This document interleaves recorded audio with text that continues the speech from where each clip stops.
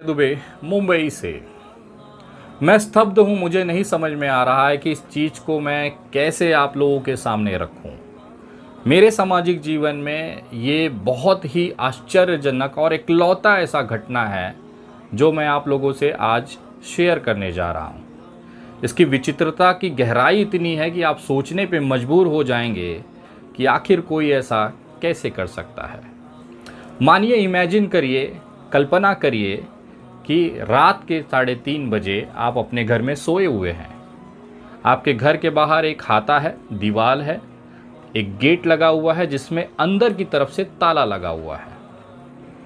अचानक से आपको सुनाई देता है कि आपके घर के बाहर सड़क पर बहुत सारे लोग जमा हैं, गाली गलौज कर रहे हैं, नारे लगा रहे हैं, पथराव हो रहा है, कुछ टूटने फूटने की आवाज़ें आ रही हैं। आप नींद से उठते हैं, अपने बच्चों को कहते हैं, पत्नी को कहते हैं कि आप अंदर रहिए, मैं देख के आता हूँ। आप अपने घर का दरवाज़ा खोलते हैं और हाथे के अंदर से देखते हैं तो बाहर हिंदू और मुसलमान का दंगा चल रहा होता है। दंगे को कंट्रोल करने के लिए पुलिस लाठी चार्ज कर रही होती है। उससे भी कंट्रोल नहीं होने पर मजबूरन पुलिस को फायरिंग करनी पड़ती है। उस फायरिंग में एक गोली आपको लग जाती है, जो कि आप हाथे के अंदर अपने घर से इस घटना को मात्र कुछ सेकंड पहले आकर देखने लगते हैं कि आखिर हो क्या रहा है। जब तक आप कुछ समझ पाते, आपको गोली लगती है, आप जमीन पर गिर जाते हैं। दंगा थोड़ा शांत होने के बाद आपका परिवार आपको उठाकर अस्पताल ले जाता है। रास्ते में ही आपकी मृत्यु हो जाती है। अस्पताल पहुंचने पर डॉक्टर कहते हैं कि अब ये जिंदा नहीं है, इनका देहांत हो चुका है। अब जैसे तैसे अपने आप को संभालते हुए घर वापस आते हैं और अचानक सुबह आपको पता चलता है कि जो इंसान 3:30 बजे रात को सो रहा था, घर से निकलकर हाथे में मात्र कुछ सेकंड पहले आया, उसकी पुलिस की अंधाधुंध फायरिंग से गोली लगने पर हत्या हो जाती है। उसी मरे हुए इंसान को पुलिस ने दंगे का आरोपी बनाकर एफआईआर दर्ज कर लेती है। ये सुनने में आपको बहुत ही काल्पनिक या फिर पिक्चर की कहानी जैसी लग रही होगी, लेकिन ये वास्तविक घटना है मेरे महाराष्ट्र की। महाराष्ट्र का एक शहर है औरंगाबाद, जिसे अब आप छत्रपति संभाजी नगर के नाम से जानते हैं। उसी संभाजी नगर के 30 मार्च 2023 यानी कि रामनवमी की रात को हुई जो दंगा हुई है, उस दंगा में मोहम्मद मुनीरुद्दीन शेख नाम के एक 51 वर्षीय इंसान की पुलिस की गोली लगने से डेथ हुई है। और सुबह पुलिस ने इस मरे हुए मुनीरुद्दीन शेख को इस दंगे का आरोपी बनाकर एफआईआर दर्ज कर लेती है। 30 मार्च 2023 को घटित ये घटना आज 24 मई 2023 हो गई। अब तक इस मामले में पुलिस ये मानने को तैयार ही नहीं है कि मुनीरुद्दीन की जो हत्या हुई है वो पुलिस की गोली की वजह से हुई है। पुलिस ने एक फर्जी दस्तावेज के आधार पर इसे आरोपी बनाकर और दंगे में लगी हुई चोट के कारण इसकी हत्या हुई है, ऐसा दिखाकर इस मामले को लीपापोती करने में लगी हुई है। इस मामले की जब जानकारी समाजवादी पार्टी के प्रदेश अध्यक्ष, मुंबई से विधायक अबू आसिम साहब को लगती है, तो वो औरंगाबाद इस परिवार से मिलने जाते हैं। इस परिवार को मिलकर पूरी जानकारी लेते हैं। उसके बाद औरंगाबाद शहर के जो कमिश्नर हैं मनोज लोहिया जी, उनसे बैठकर इस मामले में संज्ञान लेकर उचित न्याय करने की अपील करते हैं। इन्होंने ये जानकारी अपने ट्विटर हैंडल पर 15 मई 2023 को शेयर भी की है। ये जो पत्र आप देख रहे हैं, ये अबू आसिम साहब का है, जिन्होंने बाकायदा महाराष्ट्र के डीजीपी से इस मामले को संज्ञान में लेकर लीपापोती न करने का आवेदन किया है। उन्होंने इसमें लिखा है कि अंधाधुंध फायरिंग की वजह से मुनीर नाम के इस इंसान की जान गई है, जो कि एक कार का मैकेनिक था, इंटीरियर का काम करते थे, वही इनकी रोज़ी रोटी थी। इनके पीछे जो बच्चे पत्नी रह गई हैं, अब उनका गुजारा कैसे होगा। ये तमाम हालात हैं उस परिवार के लिए जिन्होंने अपने घर का मुखिया खोया है। उसके बाद भी इनका चैन नहीं पड़ा। पुलिस एफआईआर में आरोपी के तौर पर दर्ज कर अब इस परिवार को प्रताड़ित कर रही है। ये खबर आपको ना कभी सोशल मीडिया पे दिखाई दिया होगा, ना ये आपने कभी सुना होगा या कहीं पढ़ा होगा, क्योंकि मुनीर की जो मौत है वो उस गुमनामी की तरह है जो आई तो बड़ी शांत थी, अब दिखाई भी नहीं दे रही है। लेकिन इस पूरे घटनाक्रम में अगर आज कोई सही में प्रताड़ित है, सही में अगर किसी का हाल बुरा है, तो उनके परिवार का है। अब घर में खाने को अनाज नहीं, इंसाफ के लिए दर दर भटकता हुआ परिवार, इंसाफ की कोई उम्मीद नहीं, केवल नेताओं का आना, आश्वासन देना और चले जाना। इसी औरंगाबाद शहर के छत्रपति संभाजी नगर पुलिस के हद के अंदर एक और घटना घटती है। एक महिला अपने स्कूटी से उतरती है, वहाँ पर एक श्री राम चौक है, श्री राम के नाम पर जाकर ये महिला अंडा फोड़ देती है।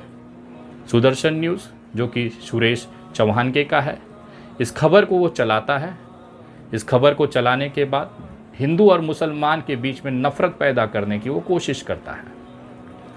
बाद में संभाजी नगर पुलिस एक्टिवेट हो जाती है, खुद कमिश्नर इस मामले की संज्ञान लेते हैं और इस मामले में तुरंत जांच करते हुए ये पाया जाता है कि जो महिला श्री राम के नाम पर अंडा फोड़ रही है, मुंह बंद कर एक तरीके से मुस्लिम गणवेश पहनकर, दरअसल वो हिंदू है। शिल्पा नाम की ये जो महिला है 38 साल की है और वहीं के स्थानिक पोस्ट ऑफिस में क्लर्क की नौकरी करती है।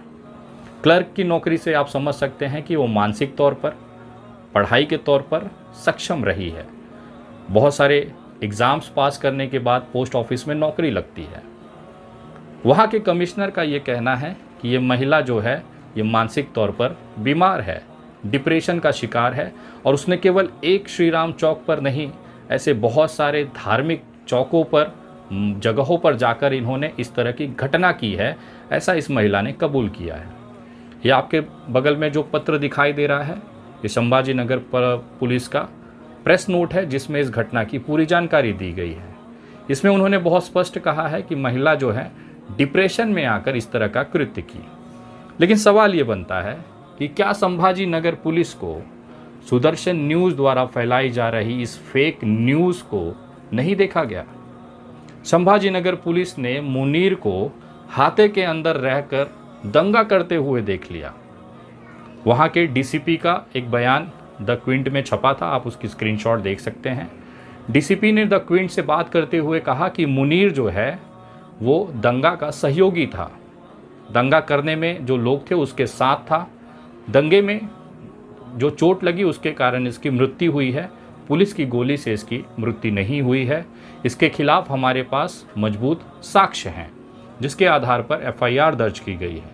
ये एफआईआर की कॉपी में आप देख रहे हैं जो सर्कल किया हुआ है, ये मोइनुद्दीन शेख का नामजद नाम दर्ज किया हुआ एफआईआर है। ये वो इंसान है जिसकी मृत्यु उसी दिन दंगे में हो चुकी थी। पुलिस ने मुनीर को हाथे के अंदर दंगा करते हुए देख लिया, लेकिन सुदर्शन न्यूज़ और उसके एक पत्रकार इन दोनों को नफरत फैलाते हुए अभी तक नहीं देखा। कहीं न कहीं पुलिस के इस कार्यशैली पर सवाल उठ रहे हैं। शायद यही कारण है कि अबू आज़मी जैसे लोग आज डीजीपी से सवाल कर रहे हैं। लेकिन इस पूरे तामझाम के बाद, चाहे कार्रवाई हुई हो ना हुई हो, पुलिस की भूमिका मुसलमान को लेकर कुछ और रही है।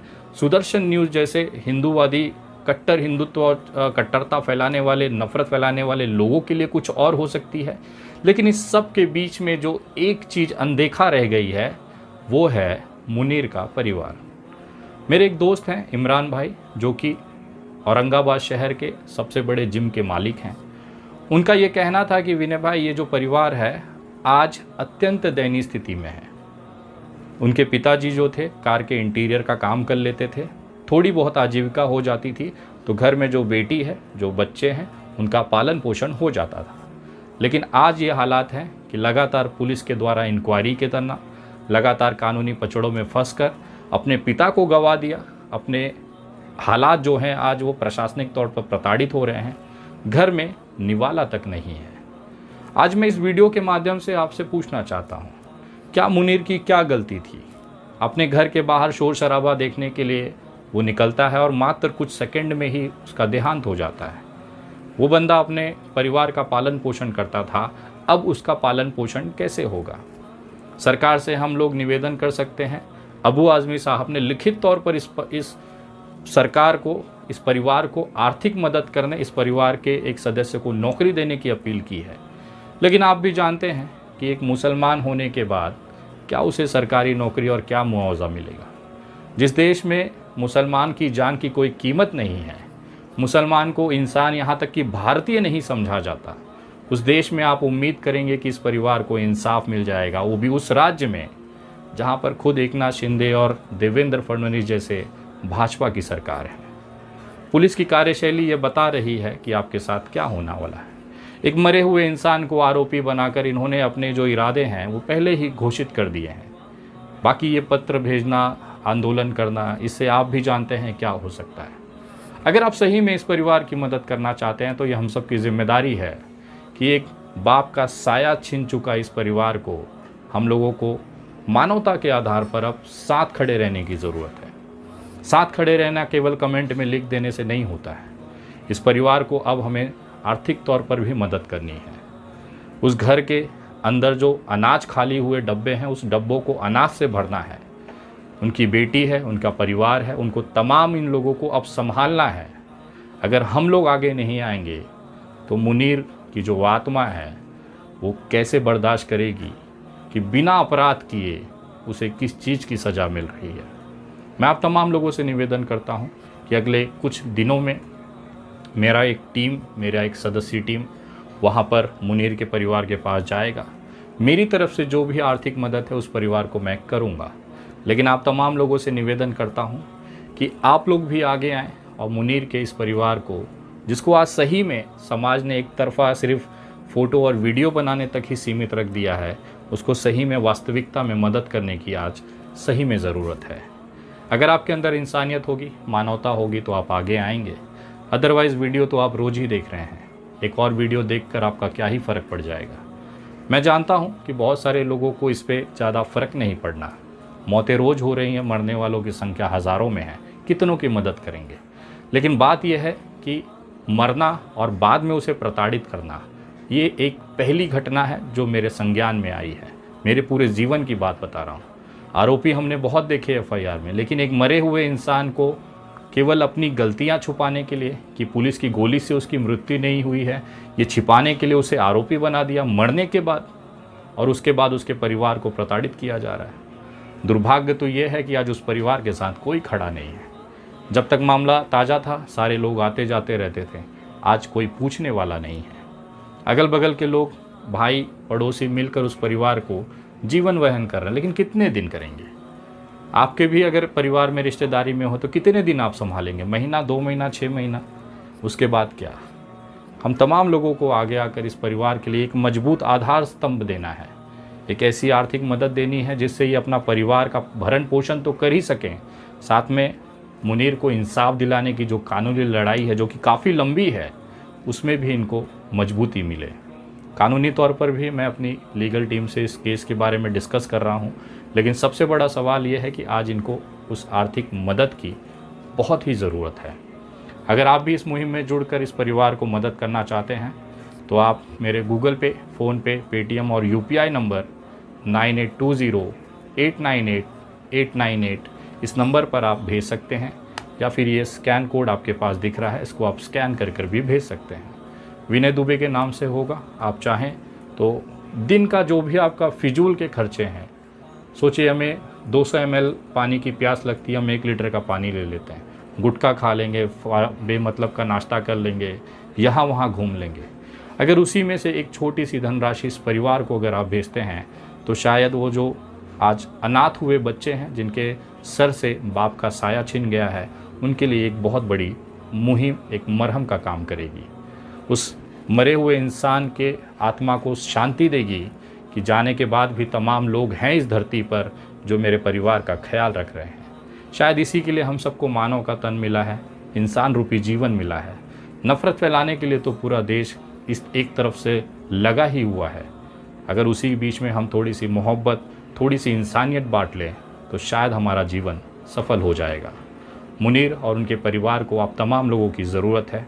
कृपया आगे आएँ, आप अगर चाहेंगे तो इनके बच्चों का और मुनीर को इंसाफ मिलने का जो रास्ता है वो बन सकता है।